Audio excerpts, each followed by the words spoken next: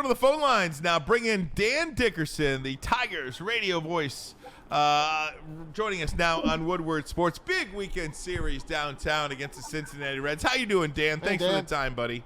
Good. How you guys doing? Doing fantastic. Just before we look ahead, Dan, take me back to what you saw last night. Tarik Skubal, 7 innings, 6 strikeouts, no runs. This guy is just on a flat-out tear. Yeah, what was it? 96 pitches and 72 strikes or something ridiculous? I mean, he went to like 2 3-ball counts. He was 20 batters in, and then there were a couple of other 2-ball counts. I mean, he just relentlessly filling up the strike zone. Andy was talking about it on the air last night. He's like, I've never seen a guy, think of the guys he played with. He was on the teams at 11, 12, and 13. They had some pretty good pitching. Never seen a guy with such swing and miss stuff in the strike zone. It's not strike to ball always with the slider. It's in the strike zone. He gets swing and miss. He gets fastball swing and miss in the strike zone, not chase above the belt. It's really phenomenal. And he just put pressure on the opposing team from the first pitch. I'm going to be in the strike zone with really good stuff. Good luck. And every team tries something a little different. Last night, Orioles were swinging early. Then they were trying to take pitches. And they're like, that's not a good strategy. Let's try swinging again. It's like 2 hard-hit balls all night. It is so much fun to watch. And, it's rare that a starting pitcher can lead a team, be a team leader, just because, right, the every 5-day thing. But this is one of those guys who is leading this team with his day-to-day work, with his unbelievable level of performance every 5 days, and the impact is wide on this team. Dan, you got to be having the time of your life again. Go back to 06 and the Maglio home run and all the great times that this franchise gave us from 06 to 14, and then we've had a drought, and now this team is back, 20 games over 500, and they play, I was just saying, they play like a basketball team. They all pick each other up. They have great chemistry, which I guess I can go back to the Yankees and the big guys, Derek Jeter, Tino Martinez, Andy Pettitte, Mariano Rivera. They remind me of those guys. They really do. Yeah, I mean, team baseball, it's probably some of the best team baseball we've seen in all my years of doing this job, meaning that, they're just trying to leave the game in a better situation for the guy behind them if they're a hitter, or for the guy who's going to follow them to the mound. It becomes very infectious, and they can win games in different ways.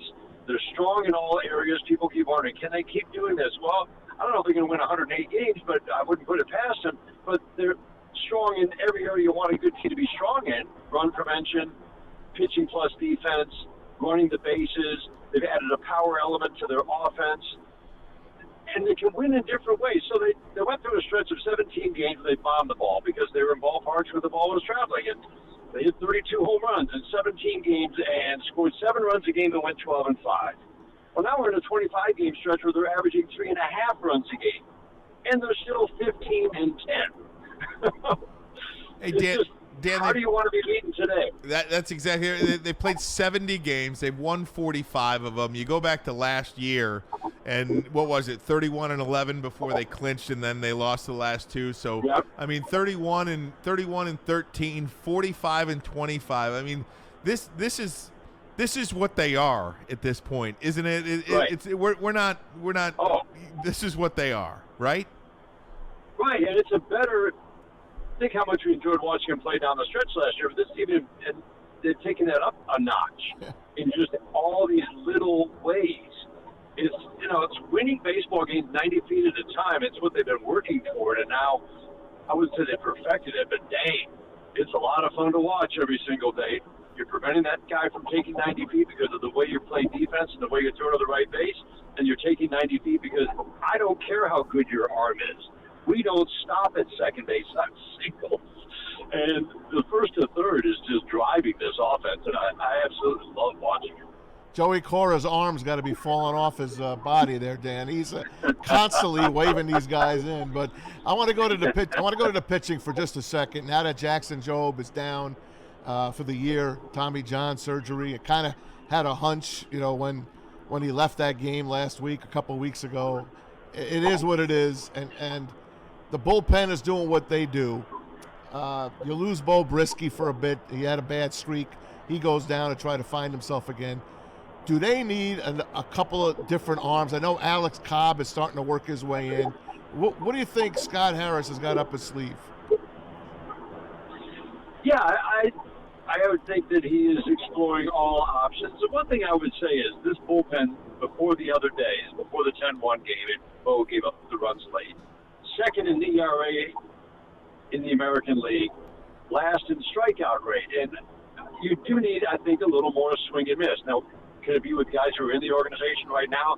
Dylan Smith has some stuff that just might be some swing and miss stuff if they need him. So I'm not sure. I know basically if you don't get more swing and miss, the ERA is probably going to go up, right?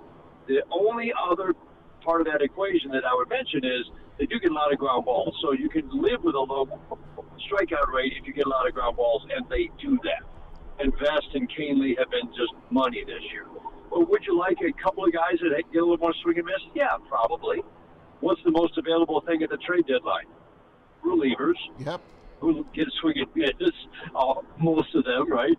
And it's probably the easiest thing to trade for at the trade deadline.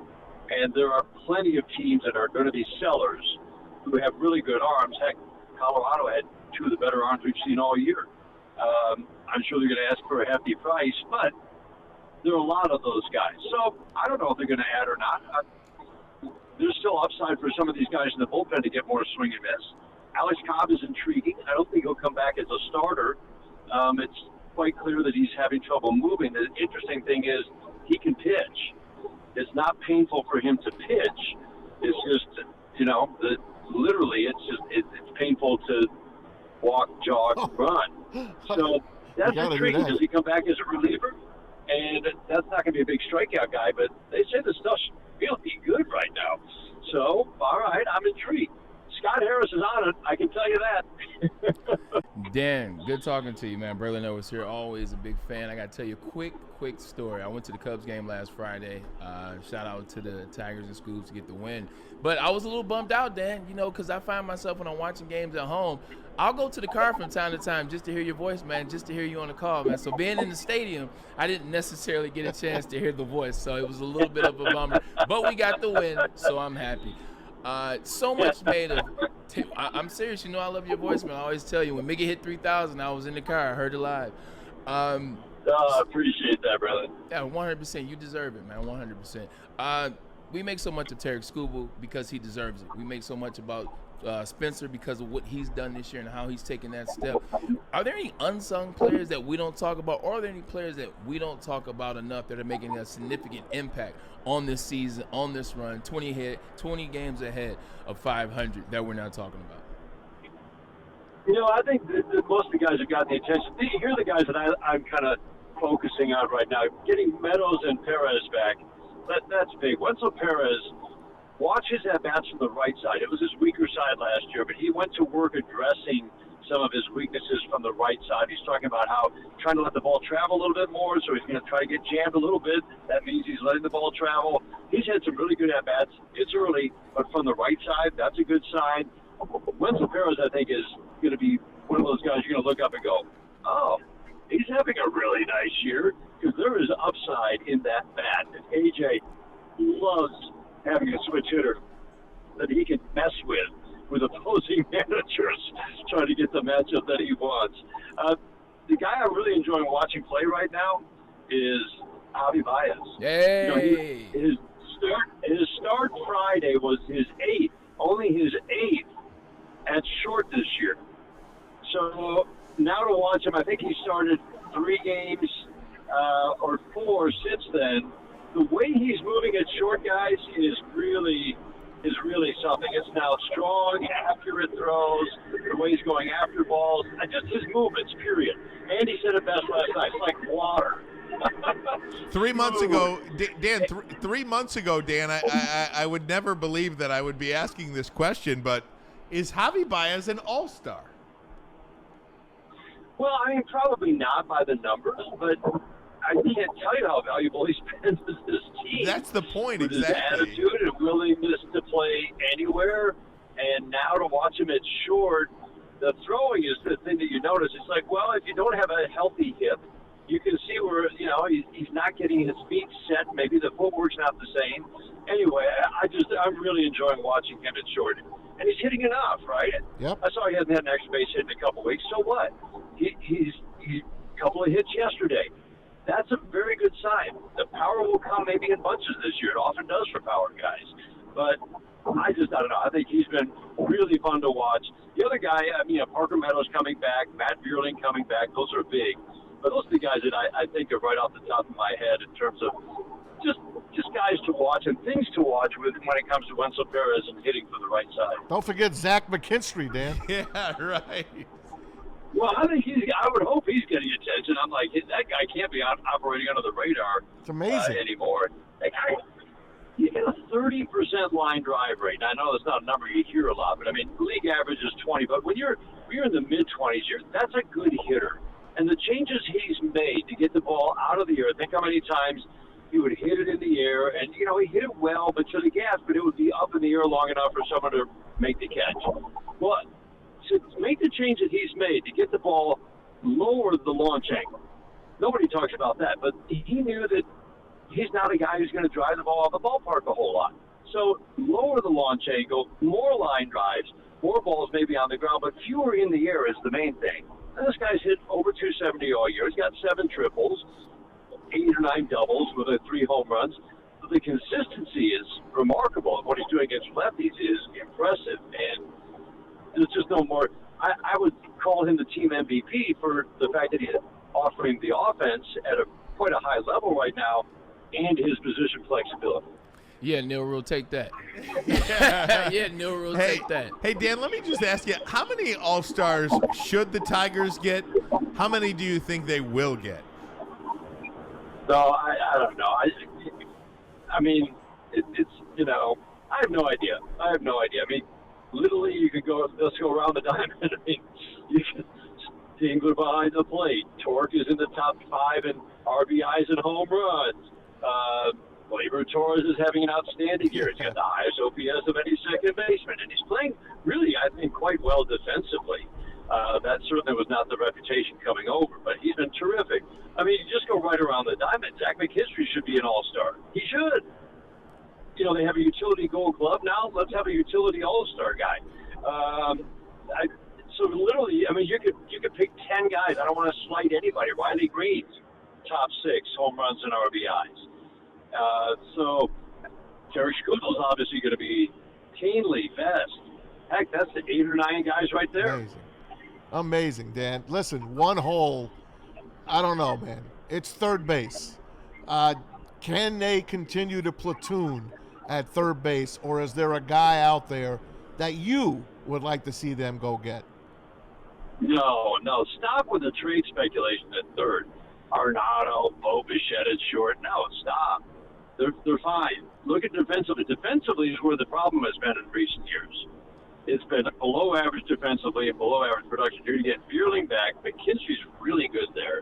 Andy Ibanez will come back this year. He's really good over there. You can keep it a platoon. Cole Keith is going to get some playing time there. They'll be fine there. I'm done with the trade speculation. Okay. Arenado, that is not happening. No, Arenado can't hit anymore, but he's still a tremendous fielder. Tremendous fielder. Sure But yeah, is. but I understand that. I didn't even want to speculate about him. I just thought, is there someone in the minors perhaps, or someone like that to come on up? No, don't give up on Jace Young. He was much improved defensively this year. Okay. And it might not be the rest of this year. I don't know. I really kept close tabs on what he's been doing down there. But when you think about it, Ibanez is going to come back. He's going to get his stroke back on track. Ibanez, Buerling will come back in the next few weeks. McKinstry and Keith. You've got a pretty solid solution over there at third. Is it ideal to have a platoon? I don't know. They have platoons just about everywhere else. Yep. I think it'll be just fine. Okay. Thank you. Side note, Dan, Javi Baez is my favorite player on the Tigers this year. Before the season, I said that he would hit 300. You know what I'm saying? I don't know what told me to say that, but he started off at 300, but he's still hitting good. 270 is still good for where he has been. Quick question about tonight, though. dynamic player coming in from Cincinnati Reds, one of the favorite players to watch, Ellie De La Cruz. Talk about him, and are there any plans for the Tigers in terms of how to slow him down or how to get in the base pass or anything? What are they going to do to stop that guy? Well, I mean, I've never seen anybody run the bases at his level. I mean, the league average, think about this, is players take the extra base, teams take the extra base. It's 41, 42% of the time. That's first to third and a single, second to home and a single, first to home and a double. He's at 75% for his career. That's insane. So you can't stop him on the base. The best way to stop him on the base is not let him get on base. But, all right, the Tigers have done a pretty good job. If you want a challenge, they make sure they get to the cutoff man, and they make accurate throws to bases. But you're not going to slow him down. The best thing to do is to make sure that he doesn't get on base.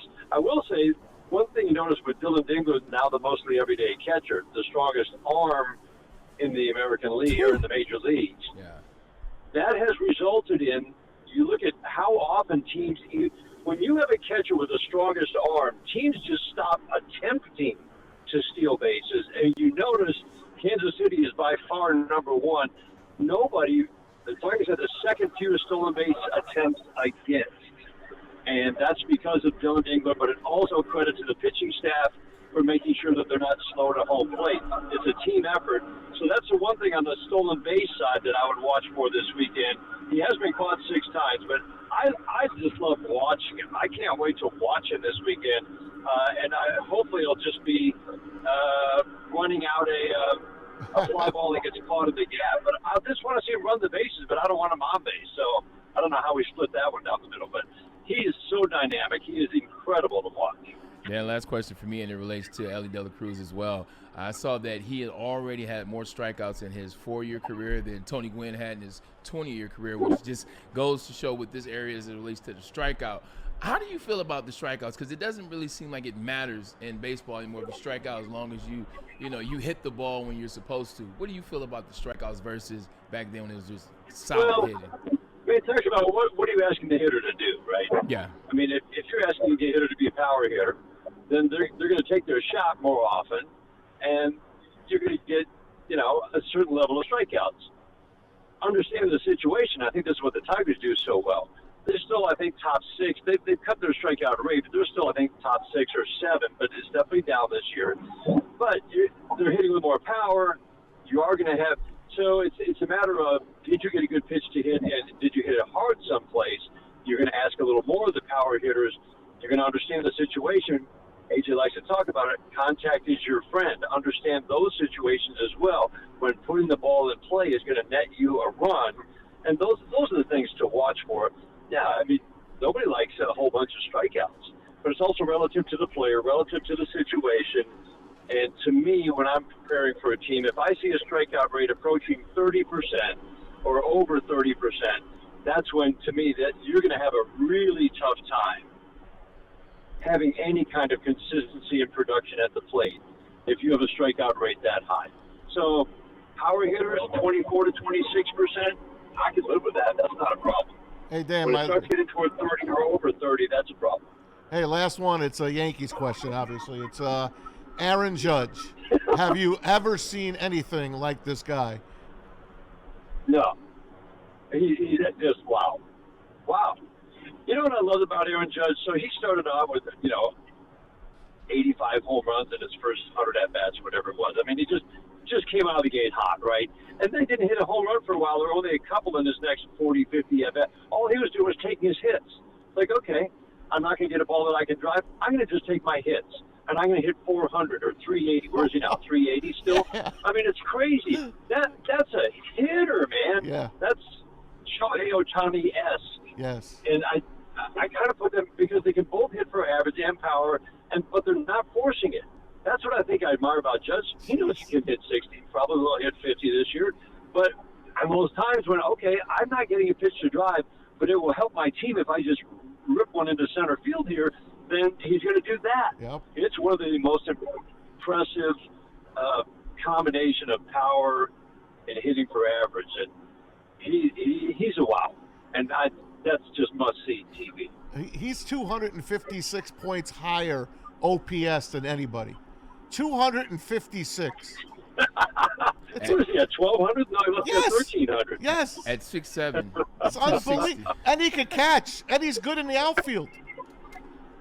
Yeah. Oh, yeah. No, it's phenomenal.